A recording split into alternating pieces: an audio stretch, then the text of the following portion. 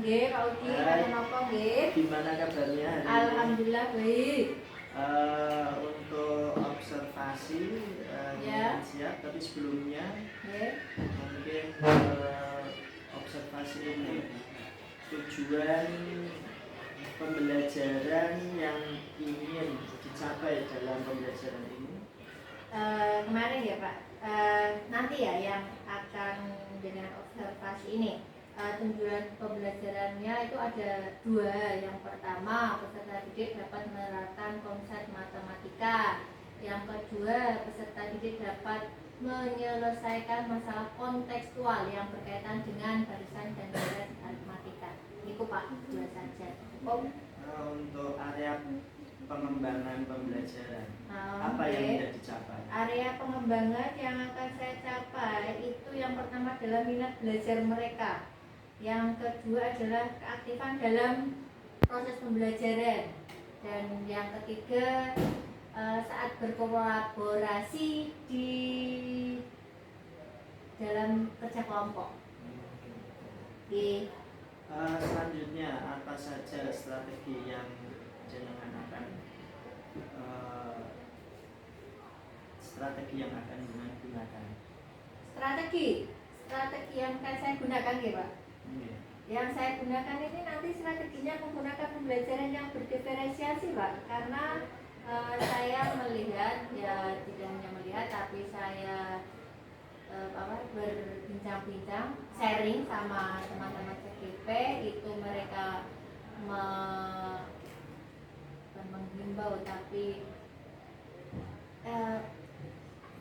ini namanya apa? Mengarahkan untuk menggunakan pembelajaran yang diferensiasi lah. Ini nanti akan saya terapkan untuk di kelas 10 animasi 2 ini, pembelajaran dengan menggunakan berdiferensiasi. Oke, siap. Mungkin setelah ini kita akan mengadakan observasi dan monggo silakan. Oke.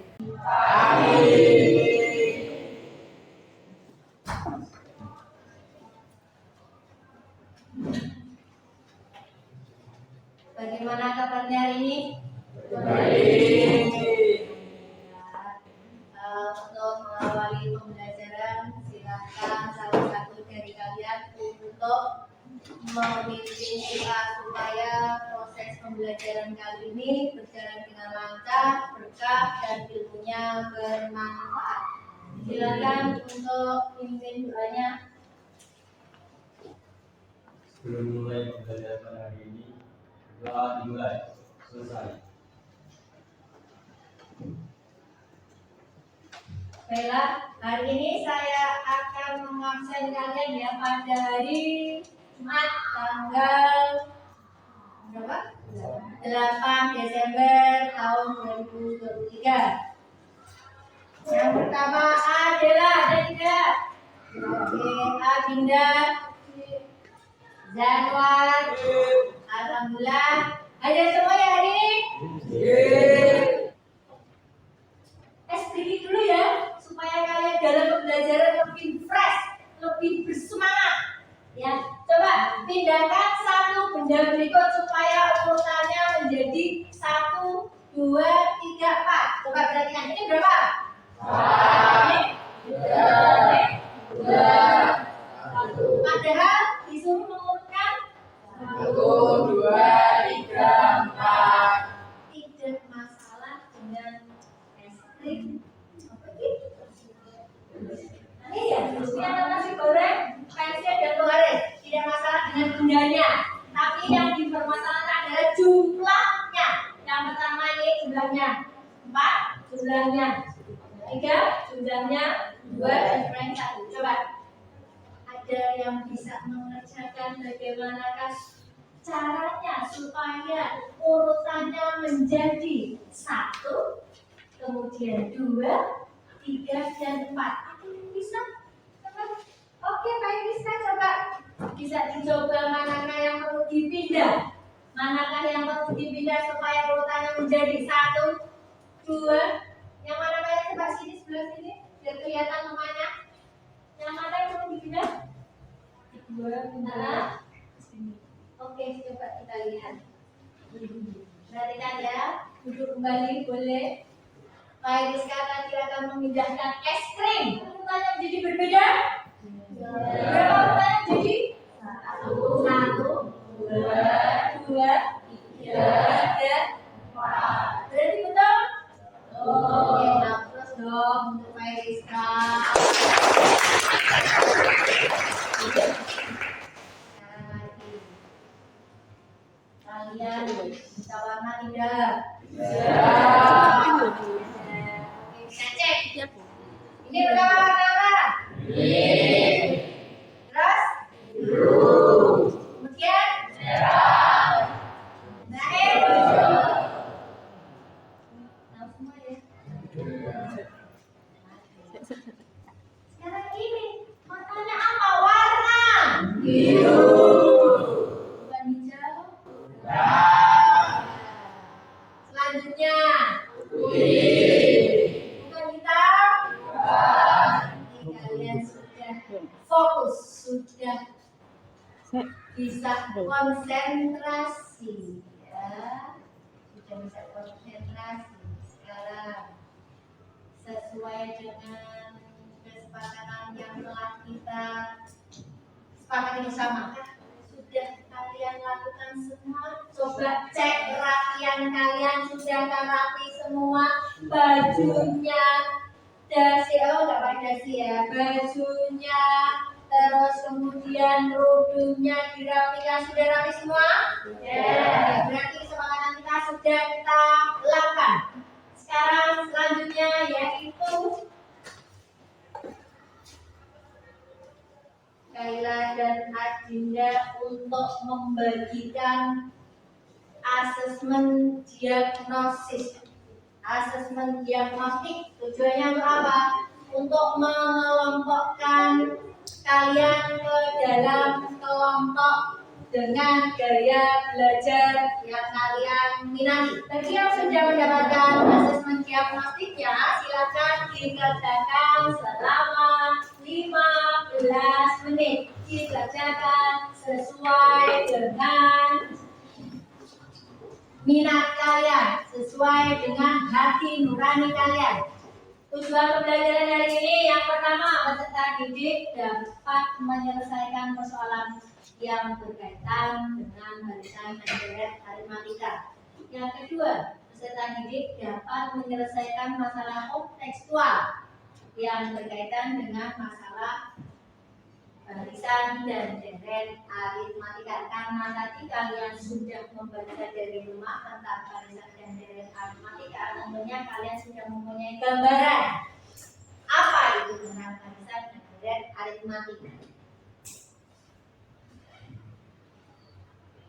Ya. Masih ingatkah kalian tentang pola bilangan? Ya, masih ada yang tidak. Masih ingatkah kalian tentang bilangan berkelipatan? Masih ingat? Lupa, udah silih dan sebagainya. Coba perhatikan bilangan ini. Yang pertama 4, 7, 10, 13. Dari angka 4 ke 7, 7 ke 10, 10 ke 13. Selisihnya berapa? Berapa? Selisihnya 3. Sama enggak antara 4 dengan 7? Selisihnya berapa? 7 dengan 10? 10 dengan 13? Sekarang dilanjutkan. Kira-kira setelah angka 13 itu angka berapa? Siapa yang berani maju ke depan? Oke, Adelia silakan. Masih datang? Oke, cepat. Angka berapa itu? 16. Sekarang setelah angka 16, ada yang mau maju lagi ke angka 16 yuk. Rehan. Berapa? 22. Yang B. Pertama, mulai dari bilangan 6, angka 6. Kemudian yang kedua, angka 2. Dari 6 ke kedua, selisihnya berapa? 4. Positif apa negatif? Kalau yang A, selisihnya positif apa negatif? Yang A selisihnya berapa? Yang B selisihnya berapa? Negatif 4. Oke. 6, 2, min 2, min 6. Ada yang mau melanjutkan setelah angka min 6? Angka berapakah itu? Rizky Maulana. Setelah angka min 6, angka selanjutnya adalah angka min 10. Berarti angka selanjutnya adalah angka berapa yang berani akan angka berapa kan?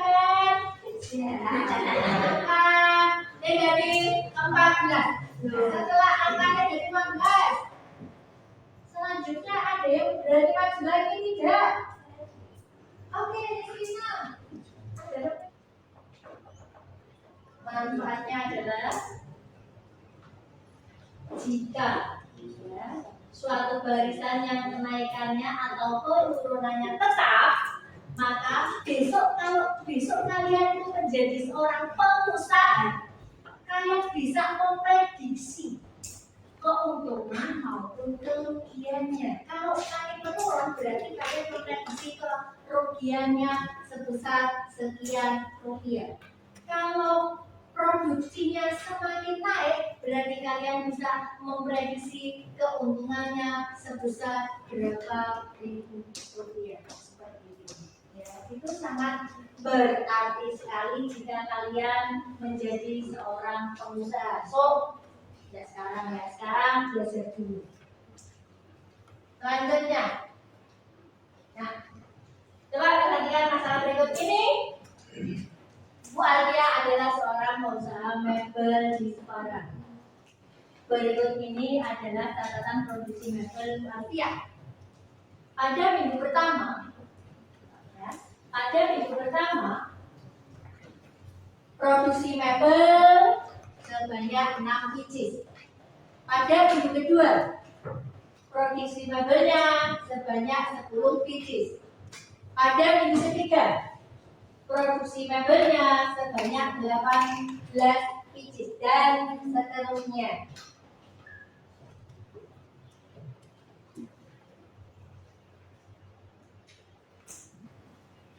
Produksi mebel pada minggu pertamanya berapa?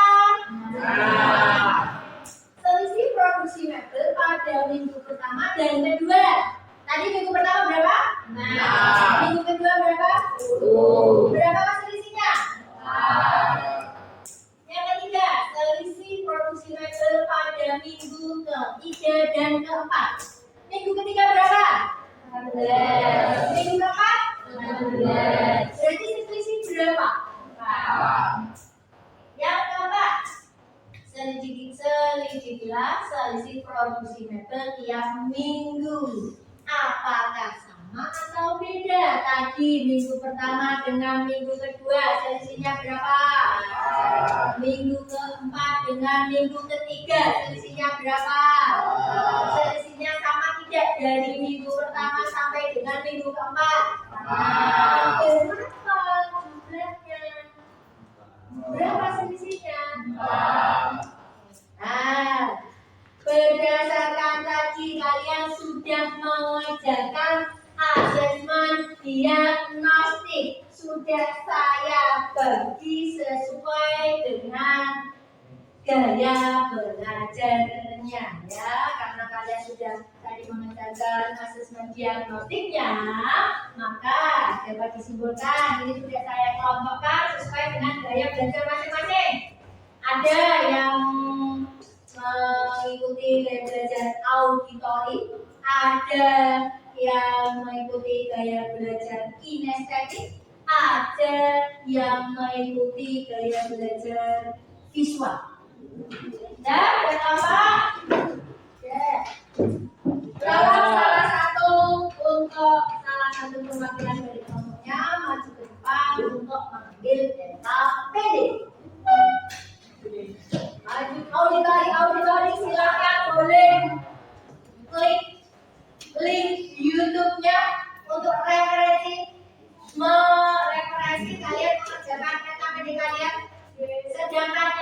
Visual,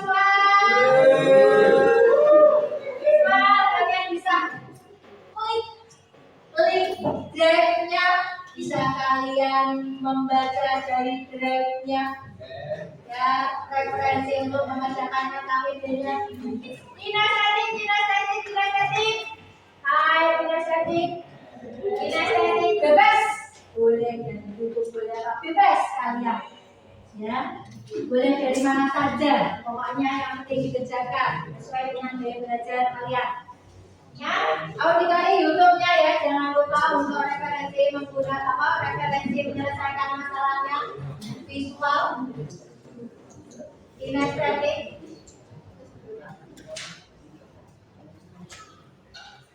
Waktunya masih lama, bisa kalian berdiskusi dengan kelompoknya. Jika ada yang kurang paham, boleh ditanyakan. Silakan dipresentasikan.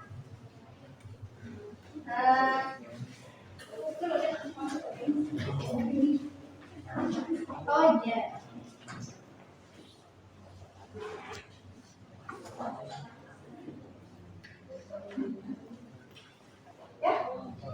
Assalamualaikum warahmatullahi wabarakatuh. Waalaikumsalam warahmatullahi wabarakatuh. Menunjukkan pola bilangan dan struktur N barisan aritmatika. Ani adalah murid yang rajin belajar. Setiap hari dia selalu menyisihkan uang satunya untuk menabung. Pada hari pertama, Ani menyisihkan uang sebesar Rp1.000. Pada hari kedua, uang yang disisihkan bertambah menjadi Rp1.500. Pada hari ketiga, uang yang disisihkan untuk menabung menjadi Rp200. Pada hari keempat, uang disisihkan menjadi Rp2.500. Assalamualaikum warahmatullahi wabarakatuh. Waalaikumsalam warahmatullahi wabarakatuh. Silakan bisa ditulis di papan tulis sambil dibaca, sambil membacakan. Plus N min 1 kali Q. Hasilnya sama kan dengan penghitungan secara manual yaitu 44. Sekarang dilihat dari yang saya tanyakan adalah coba Anda berikan perhitungan secara manual, hasilnya akan sama dengan perhitungan secara konsep tulisan dan matematika.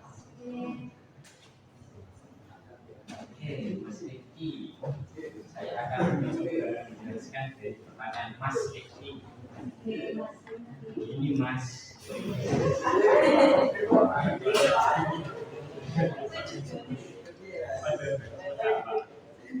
Assalamualaikum warahmatullahi wabarakatuh. Waalaikumsalam warahmatullahi wabarakatuh. Sn sama dengan N per 2 dikali A tambah N min 1 kali B. Terima kasih tanggapannya Mas. Sekian dari kami, terima kasih. Jika ada yang belum jelas, tanyakan lagi. Tapi jangan minta kepastian karena kami di sini presentasi, bukan mengisi hatimu yang sunyi.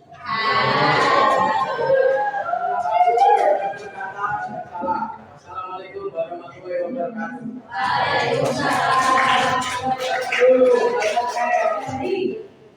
Kelima kelompok tadi baik kelompok kinestetik, kelompok auditori, kelompok visual dapat disimpulkan. Yang pertama, definisi barisan aritmatika.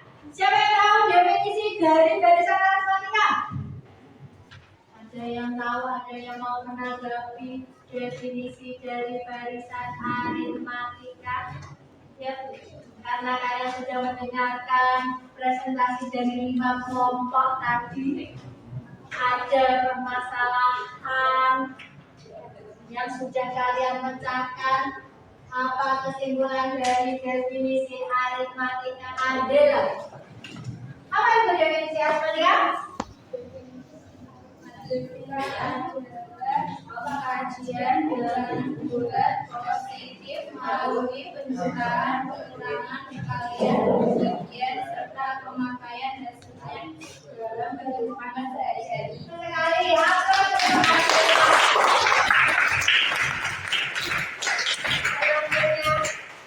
Selanjutnya, bagaimana merumus dari barisan aritmatika? Siapa yang tahu?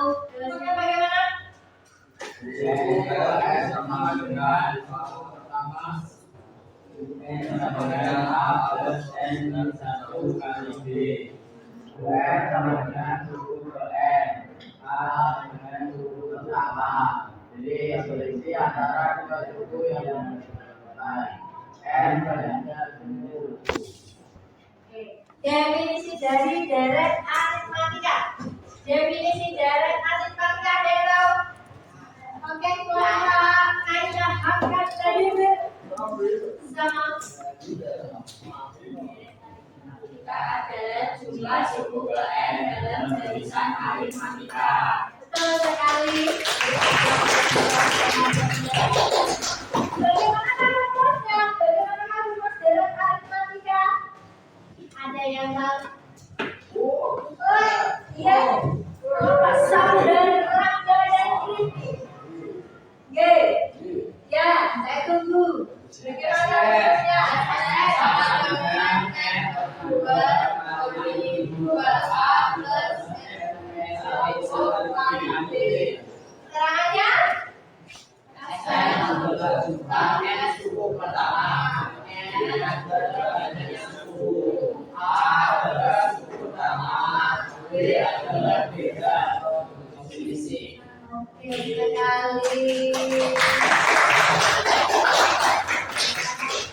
Berarti pembelajaran kali ini bisa kalian terima ya. Sekarang selanjutnya adalah tolong bagikan asesmen formatif. Silakan dikerjakan selama 10 menit. Asesmen formatif. Asesmen formatif dikerjakan 10 menit.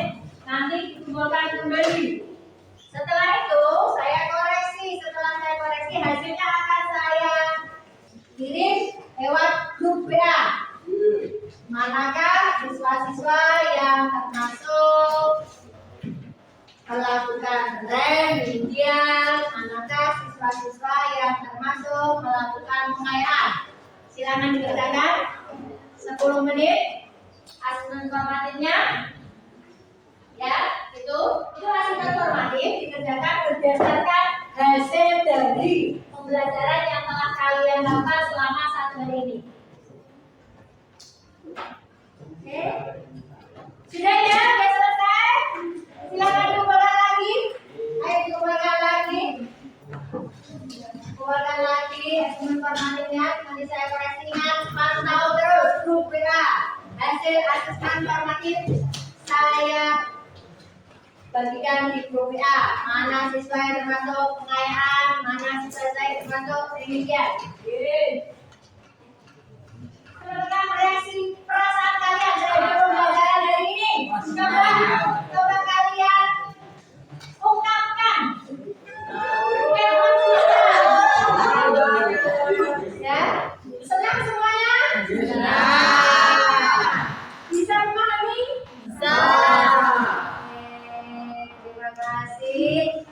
Ingat, pada pertemuan besok kalian bisa mempelajari tentang barisan dan deret geometri. Silakan belajar di rumah ya.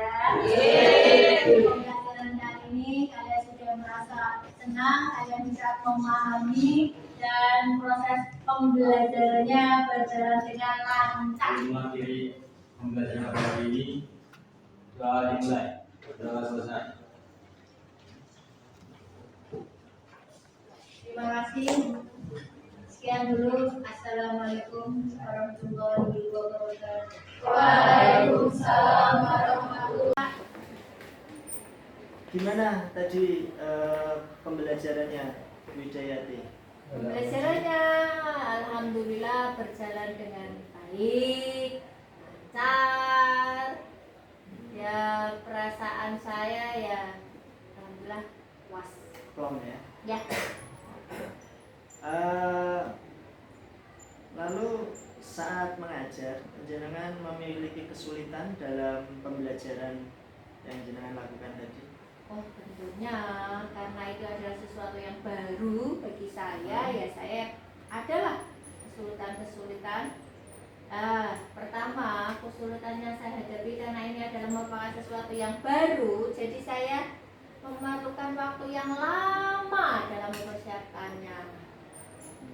Ya, karena itu sesuatu yang baru, karena sebelumnya saya menggunakan model ceramah, Pak. Konvensional ya. Iya. Jadi ini adalah cara yang baru yang Karena sesuatu yang baru saya jadi belum terbiasa, jadi saya memerlukan waktu yang lama dalam persiapannya.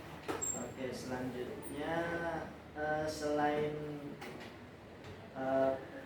termasuk persiapan dalam media untuk media pembelajaran bagaimana? Ya juga.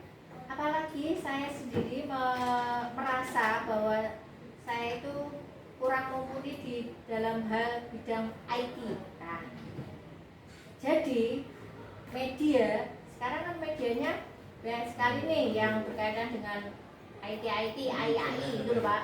Nah, Ini sudah di saya kurang mumpuni dalam hal itu, maka saya minta diajarin sama mereka-mereka yang lebih mumpuni daripada saya di bidang IT untuk menggarap bahasa Indonesianya apa? Mengerjakan media pembelajaran yang sesuai. Jadi dengan diajari sambil langsung praktek Ya, gitu ya. ya. Oke. Terus selanjutnya kesulitan yang lain yang jenengan rasakan pada saat pembelajaran tadi selain media itu, terus apa lagi Bu? Apa ya?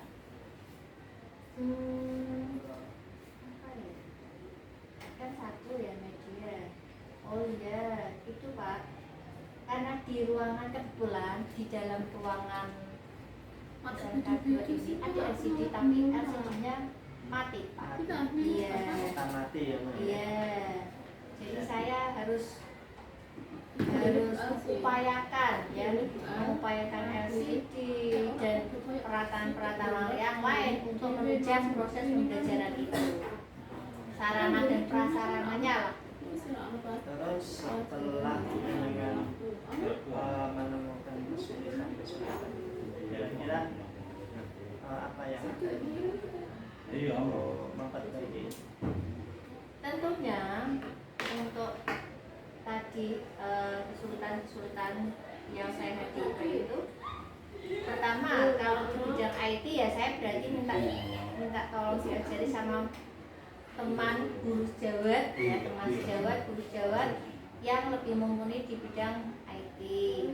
Kemudian untuk yang kedua tentang waktu proses persiapan ya, persiapannya karena itu suatu yang baru, jadi saya memerlukan waktu yang lama. Mungkin saja setelah saya lakukan dengan secara kontinu, maka waktu yang lama itu akan lambat laun menjadi lebih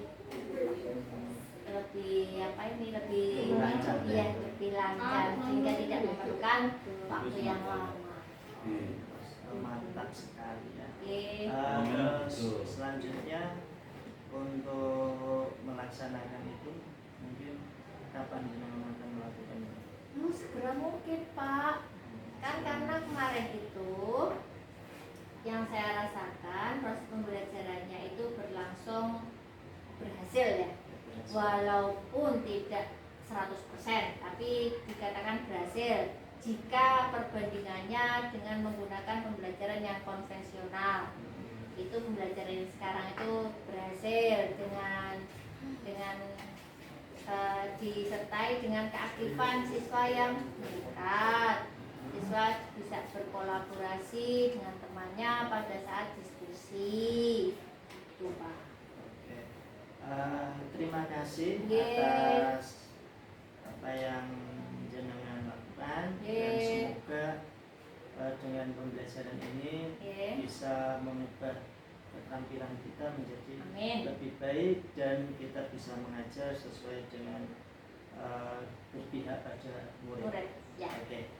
Terima kasih Bu Nggih. atas diskusinya. Ya. Semoga bisa bermanfaat untuk Amin. kita dan terima kasih atas kehadirannya Ya. dan untuk bisa disambung lain waktu. Nggih. Oke, monggo silakan. Nggih, Pak. Ya, matur suwun. Nggih, sami-sami.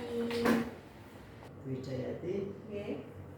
bagaimana perasaan jenengan setelah mengajar? Pada pembelajaran kemarin ya, Pak, ya? Alhamdulillah. Tadi. Oh, tadi. Kan ini gini sih Bu, Nggih, pra Nggih. kan sebelum jenengan masuk kelas pra dulu, Nggih. terus masuk kelas, Nggih. setelah masuk kelas ini Oh, berarti ini dalam satu hari. Iya. Oh, nggih. Oke. nah, Terima kasih Bu Widayati. Nggih. Setelah mengajar, bagaimana perasaan Ibu Widayati? Nah, tadi ya kan sudah dievaluasi, perasaan saya alhamdulillah puas, ya, puas, senang. Dalam artian puas itu tidak, persentasenya belum 100%, walaupun belum 100%, tapi menurut saya, diri saya sudah puas lah, sudah senang. Oke. Jadi tadi ada beberapa kesulitan. Iya. Dari harusnya 100% udah 80%. Nah, mungkin apa yang menjadikan kesulitan menjenengan untuk melaksanakan pembelajaran tadi? Ya. Gini deh Pak, itu kan pembelajaran yang merupakan awal bagi saya, pembelajaran yang merupakan baru bagi saya, karena pembelajaran yang dahulunya itu saya menggunakan pembelajaran yang modelnya konvensional, ya monoton, tidak berpihak pada peserta didik, sama modelnya itu ceramah gitu ya. Sedangkan sekarang yang saya gunakan ini kan saya mencoba untuk menggunakan strategi berdiferensiasi. Nah, kesulitannya yang saya rasakan adalah pada saat persiapan. Persiapan itu membutuhkan waktu dan membutuhkan ide-ide untuk bisa dapat menghasilkan berdiferensiasi yang sesuai dengan gaya belajarnya peserta didik. Gitu. Oke. Terus untuk mengatasi itu, kira-kira apa yang jenengan pikirkan untuk mengatasi itu? Tadi ya kan, pertama waktu karena waktu persiapan yang lama itu kan suatu yang baru bagi saya. Jadi saya harus selalu melatih untuk, kalau sesuatu yang baru dilatih secara kontinu, itu kan nantinya akan terbiasa ya Pak ya. Ya, jadi saya itu pertama berarti harus bisa mempersiapkan sematang-matangnya, sehingga saya sudah biasa terlatih untuk mempersiapkan yang namanya berdiferensiasi. Kan ada membutuhkan apa itu, modul ajar, media pembelajaran, itu kan include semua di situ. Lah itu kan karena baru, jadi bukan waktu yang lama, tapi saya mencoba berusaha untuk siap untuk bisa menyiapkan dengan matang, berlatih ya.